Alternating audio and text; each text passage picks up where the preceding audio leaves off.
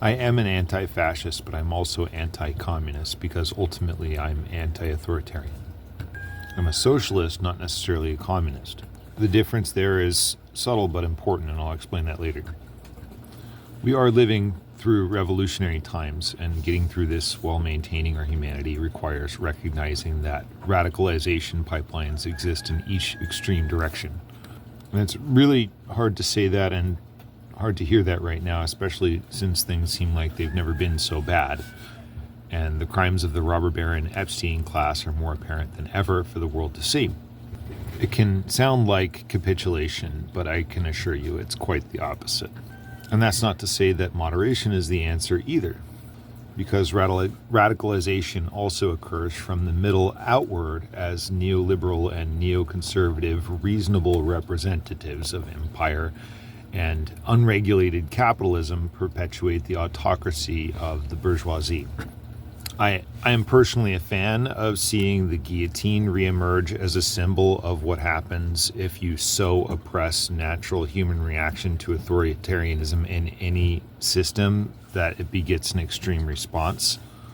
But I don't think any of us actually want to see that in the streets. If you're really literally excited about that, you haven't actually read on in that chapter of history to see what kind of other struggles awaited the French after that particular bloodletting in the early revolution.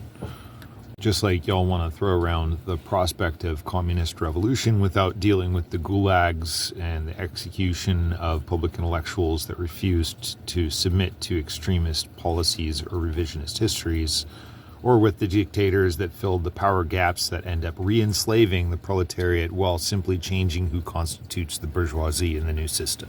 Or as they say, every revolution contains the seeds of its own destruction. And we love to say that those who make peaceful revolution impossible make violent revolution inevitable. And I agree, but that doesn't mean we stop trying to make peaceful revolution possible. With methods such as mutual aid, civil disobedience, community networks, public shaming corporations that participate in fascism and genocide, impromptu ad hoc public immunobody resistance. So there are many, many things on the way to violent revolution. Can we safely say that we've tried all of them, even half of them, even a quarter of them? I'm not sure if we can say so. Furthermore, it almost seems as if the conversation itself has been boilerplated into hackneyed positions that cosplay as revolutionary ferment while falling into utterly predictable patterns that have already been modeled into official responses. Likewise, I tend to think that anyone who is literally advocating for a hard turn into authoritarian communism or violent revolution is something like an op, a plant, a bad faith actor, or just misinformed or just purely deluded. Distinguish that from saying that authorities are not deterred by a population that could outbreak into violence at any given time. Government should always be afraid of its people, not the other way around. Now, physical resistance of local groups to oppression is protected by the UN Charter, but it should be a last resort, not the first response, even when members of your cause or your class are being met with violence in reaction to their work. If you see the violence as endemic to the system, not an aberration, you begin to frame non-violence as the revolutionary act. On the flip side of that argument, nonviolent action does nothing to threaten the status quo is the same as an angry parade. That's why civil disobedience is so utterly necessary. The essence of this is encapsulated in MLK's letter from Birmingham jail and is the fundamental difference between the No Kings protests, which are demonstrative but not necessarily disruptive, and the noise actions outside hotels where ICE is staying, which is absolutely disruptive and illegal, but not immoral. And the way you can tell the difference is if the cops show up and try to stop you.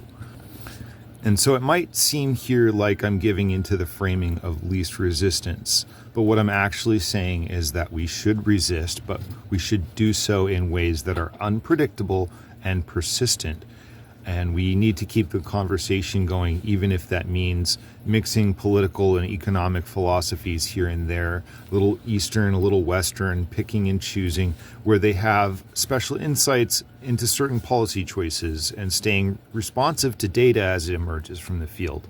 But always being aware that absolute power corrupts absolutely, and refusing to let our worst instincts take hold of us, no matter what. I admit, I don't know everything, but of what I do know, I know that humans make our best decisions out of love, not fear. So we also need to distinguish between socialism, which is essentially just democratization of the economy, and outright communism, which is the state rather than the workers themselves owning the means of production entirely and ruling that with a singular political party with a monopoly on force, as we saw in 1920s Russia and 1950s China. We also need to distinguish between free markets and open commerce from completely unregulated capitalism, where it's the billionaire class that has a monopoly on force through influence over the politics and mechanisms of power, autocracy of the bourgeoisie that leads to fascism, and we are experiencing right now in the USA.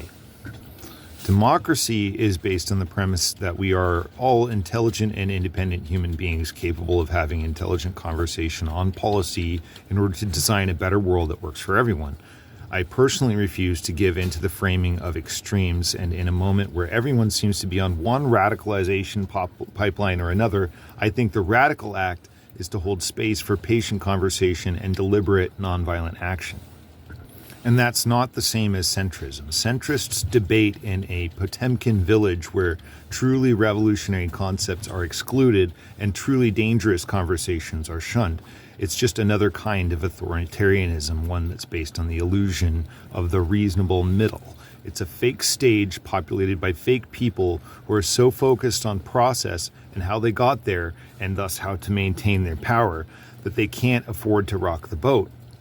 And this kind of fake reasonability is especially heinous when it ignores the violence of the baseline, realities such as genocide, colonization, or police brutality.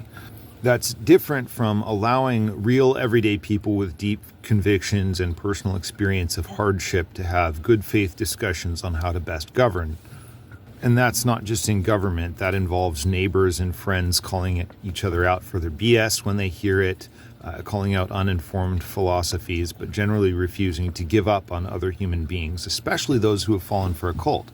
That's the kind of radical love that Jesus practiced and that was continued by MLK. And notice the current empire in both those cases was forced to kill them and then lie after the fact about what they really espoused in a desperate attempt to quell the real revolution, that of the heart and the mind. And we should always be willing to examine our own positions, never assume self-righteousness. That's the path to ruin. So let's stick to democracy. Let's stick to maintaining faith in our fellow human beings, because that's far more dangerous to the status quo than violent revolution.